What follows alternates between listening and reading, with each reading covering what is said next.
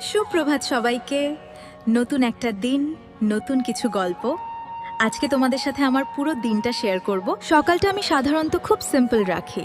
1 cup গরম চা আর একটু নিজের সাথে সময়। এইটাই আমার পিস। আজকের জন্য সিম্পল একটা আউটফিট চুজ করেছি,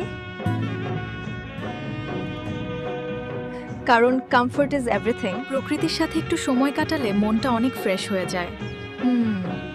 মনে হয় সব স্ট্রেস দূর হয়ে গেল।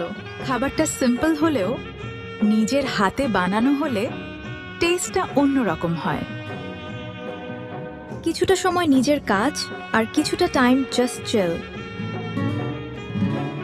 লাইফ ব্যালেন্স রাখা খুব দরকার। সন্ধ্যার এই সময়টা আমার ফেভারিট।